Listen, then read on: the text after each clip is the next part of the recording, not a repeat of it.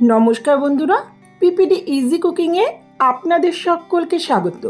উচ্ছে করলা খেতে অনেকেরই ভালো লাগে না, তাই আজকে নিয়ে এসেছি উচ্ছের এমন একটা রেসিপি যা ছোট বড় সকলেই মজা করে খাবে। আমার আজকের রেসিপি দই করলা। এটি গরম ভাতের সাথে খুবই ভালো লাগে, তবে রুটি পরোটা দিয়েও সার্ভ করা যেতে পারে। টক ঝাল স্বাদের খুব সহজ একটা রেসিপি। আশা করছি রেসিপিটা আপনাদের ভালো লাগবে।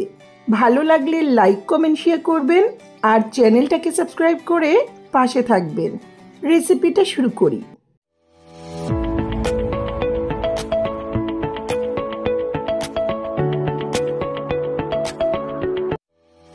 সবার প্রথমে গ্যাসের আঁচে একটা প্যান বসিয়ে এতে 2-3 টেবিলস্পুনের মতো সর্ষের তেল ভালো করে গরম করে নিচ্ছি।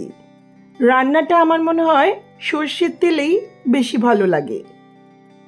তেল ভালো করে গরম হলে ফ্লেমটাকে লোতে রেখে সামান্য একটু লবণ আর হলুদ ছিটিয়ে পাতলা লম্বা স্লাইস করে কাটা উচ্ছেগুলো দিয়ে দিচ্ছি।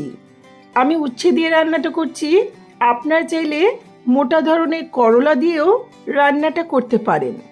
উচ্ছেগুলো কচি ছিল তাই বীজগুলো ফেলে দিইনি। যদি উচ্ছে করলার বীজগুলো শক্ত থাকে তাহলে সেগুলো ফেলে রান্নাটা করতে পারেন। মিডিয়াম ফ্লেমে উচ্ছেটাকে হালকা লাল করে ভাজবো। উচ্ছে বা করলা একটু ভেজে নিলে রান্নার স্বাদটা ভালো হবে।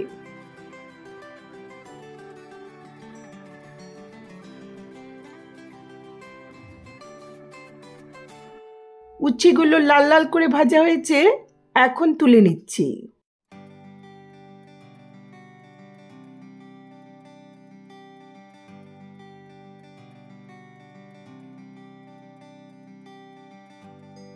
এটা একপাশে রেখে এই প্যানের মধ্যে আবারও 2-3 টেবিলস্পুনের মতো সর্ষের তেল ভালো করে গরম করে নিচ্ছি।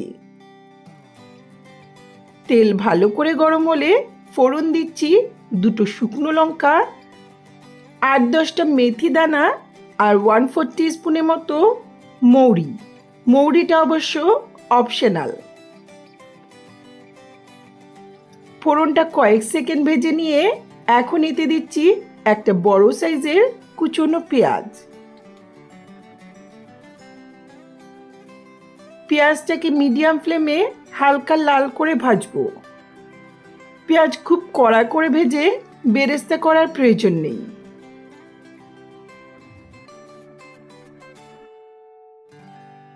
পেঁয়াজগুলো হালকা লাল লাল করে ভাজা হয়েছে, এখন এতে দিচ্ছি 1/2 টেবিল স্পুন রসুন বাটা আর স্বাদ মতো লঙ্কা বাটা, 1/2 টিস্পুনের মতো হলুদ দিচ্ছি।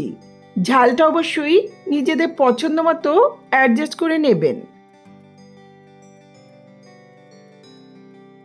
খুব ভালো করে মিশিয়ে নিয়ে এখন এতে দিচ্ছি 1/2 টিস্পুনের মতো কাশ্মীরি লঙ্কার গুঁড়ো। এটাও পুরোপুরি অপশনাল। ভালো করে মিশিয়ে নিয়ে লো ফ্লেমে 1-2 মিনিটের মতো কষিয়ে নেব।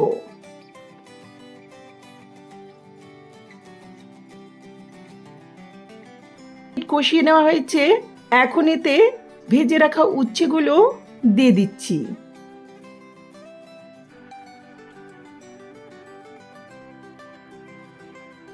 উচ্ছের সঙ্গে যে তেলটা ছিল সেটা ভালো করে কেচে দিয়ে দিলাম। ভালো করে মিশিয়ে নিয়ে আবারও 1-2 মিনিট লো ফ্লেমে মশলার সঙ্গে উচ্ছেটাকেও কষিয়ে নেব।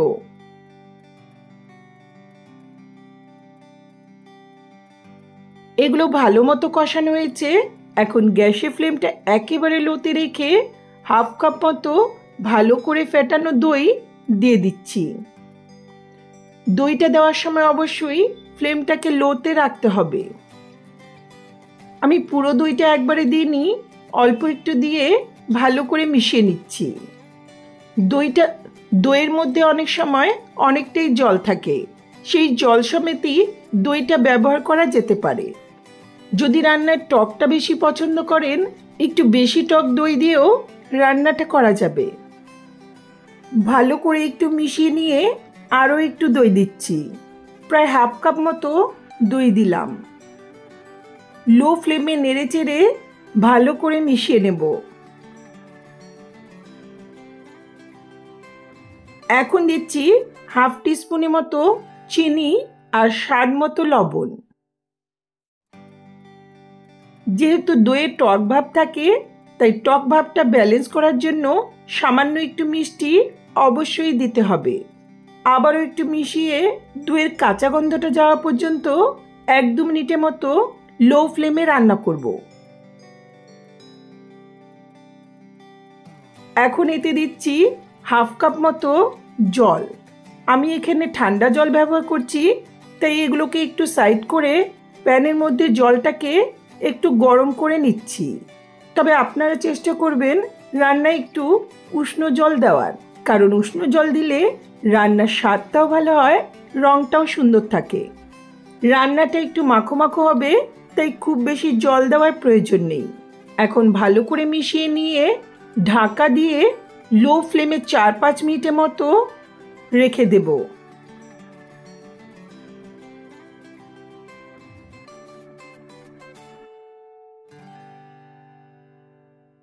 4-5 মিনিট পর ঢাকাটা তুলে নিলাম। জলটা প্রায় শুকিয়ে গেছে, ওপরে তেলটা ভেসে উঠেছে। এটা এরকম মাখো মাখোই ভালো লাগে, তাই আর শুকাবো না।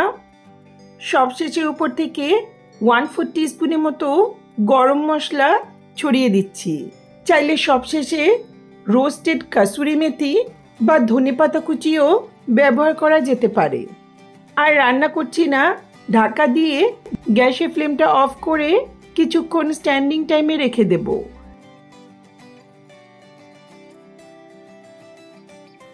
কিছুক্ষণ পর দারুণ স্বাদের দই করলা সার্ভ করার জন্য রেডি। এটা দেখতে যত ভালো হয়েছে, খেতে কিন্তু আরও অনেক বেশি মজার। যারা উচ্ছে খেতে পছন্দ করেন না, তারাও এটা মজা করে খাবে। এই দই করলা গরম ভাতের সঙ্গে খুবই ভালো লাগে। তাহলে রেসিপিটা অবশ্যই ট্রাই করুন আর আমাকে কমেন্টসে জানান কেমন লাগলো আমার এই রেসিপি ভালো লাগলে লাইক কমেন্ট শেয়ার করবেন আর চ্যানেলটাকে সাবস্ক্রাইব করে পাশে থাকা বেল আইকনটা অবশ্যই প্রেস করবেন, যাতে আমার ভিডিও নোটিফিকেশনগুলি আপনাদের কাছে সহজেই পৌঁছে যায়। ধন্যবাদ।